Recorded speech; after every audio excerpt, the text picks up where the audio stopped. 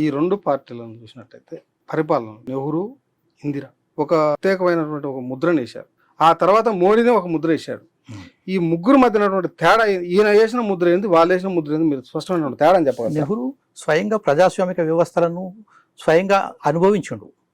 England వెళ్ళి అక్కడ వెళ్ళిన తర్వాత అంటే పార్లమెంట్ ఇప్పుడు అంతకుముందు రాజరికాలు ఉండే, వలస పాలన ఉండే, ఆయన స్వయంగా చూసిండు ఆయన.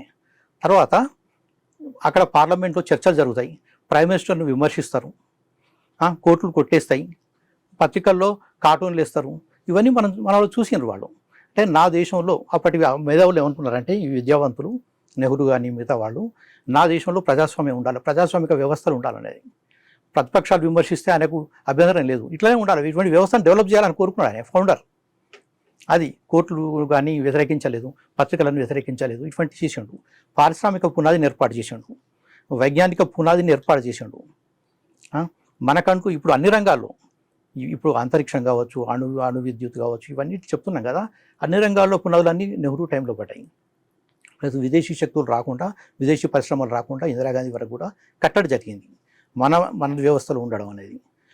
అప్పుడు ఏమిటి ఆకలి, పేదరికం ఇవన్నీ ఉన్నాయి కదా, అవన్నీ ఒకేసారి ఎదుర్కోవడం సామాన్యమైన విషయం కాదు. వాటిని ఎదుర్కొంటూనే విదేశాలు విభజించి పాలించే ఒక విధానాలను అమలు చేసినాయి. ఇప్పుడు మనం శ్రీలంక చూస్తున్నాం కదా, అన్ని కొంచెం సైనిక నియంతృత్వాలు తీసుకొచ్చిండ్రు వాళ్ళు. అంటే విదేశీ కుట్రలతోని పాకిస్తాను, బంగ్లాదేశ్ చూస్తున్నాం కదా, ప్రభుత్వాన్ని కూలగొట్టిండ్రు. అవి ఇక్కడికి రాకుండా అడుకట వేసిండు. తర్వాత 500 నుంచి 600 దాకా విదేశీయుల జోక్యాన్ని చేయకుండా ప్రజాస్వామ్యాన్ని కాపాడిండు. రెండోది, అప్పుడు భారతదేశం బలహీనంగా ఉన్నది.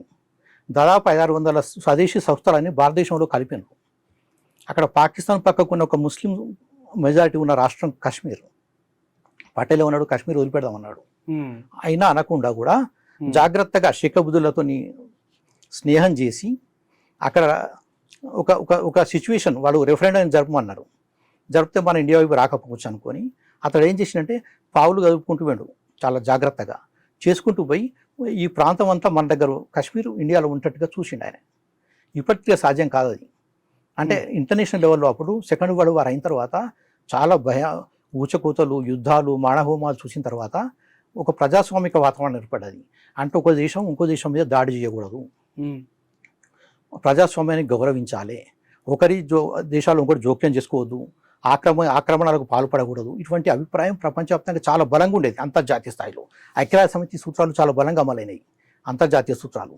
అటువంటి టైంలో చాలా చాకచక్యంగా భారతదేశంలో ఉన్న చిన్న చిన్న రాజ్యాల్ని కలిపేసుకొని దేశ సమైక్యతను కాపాడడం అనేది జరిగింది. అది నెహ్రూ సాధించింది. అది వేరే వాళ్ళతో అంత ఈజీగా జరిగేది కాదు. అంటే ఇటువంటి అంతర్జాతీయ వాతావరణంలో కూడా కాశ్మీర్ కూడా నెహ్రూ టాక్టిఫుల్గా ఉండకపోతే, ఇప్పుడు పటేల్ చెప్పినట్టయితే కాశ్మీర్ ఉండకపోయేది.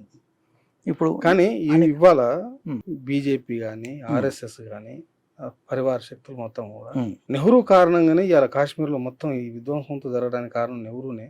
నెహ్రూ విఫలం అయ్యాడు చేస్తున్నారు. అంటే ఎవరైతే ఒక జాతీయవాదిగా నెహ్రూ నేషనల్ డ్రెస్ అంటూ ఒకటి తయారు చేసుకున్నాడు. అంటే తను అందరికి అలవాటు చేయడం కోసం జాతీయ క్యాలెండర్లు, మనకంటూ ఒక శకం ఉండాలి. రేపటి రోజు మనదే దేశం అయితే మన శకం ఇది అవుతుంది. అంటే ప్రతి ఒక్కటి కూడా జాతీయ దృక్పథంతో ఆలోచించాడు ఆయన. అంటే ప్రతి ఔంటర్లో, అంటే ఇవన్నీ మన శాలివాన శకనం ఇవన్నీ కూడా తీసుకోవడం కూడా, ఇవన్నీ కూడా ప్రతి రంగంలో జాతీయవాద దృక్పథం ఉంది ఆయన చేసే దాంట్లో. ఒక తూర్పు దేశాల దృక్పథం ఉన్నది.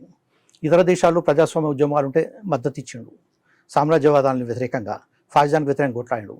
కాబట్టి విదేశీ శక్తులు నెహ్రూను బదనాం చేయాలని చూస్తాయి కదా. ఎందుకంటే అతడుకుండే జాతీయత మనం వ్యతిరేకించాల్సిన అవసరం లేదు. అంటే మన దేశం కోసం ఆయన పాటుపడ్డాడు కాబట్టి. అటువంటి ప్రచారాలకు గురై ఎవరైనా చేస్తున్నారు అంటే అది విదేశీ శక్తులకు అనుకూలమైన ప్రచారంగా. ఎందుకు బీజేపీ లాంటి పార్టీలు నెహ్రూ మీద దాడి ఎక్కువ పెట్టినాయి?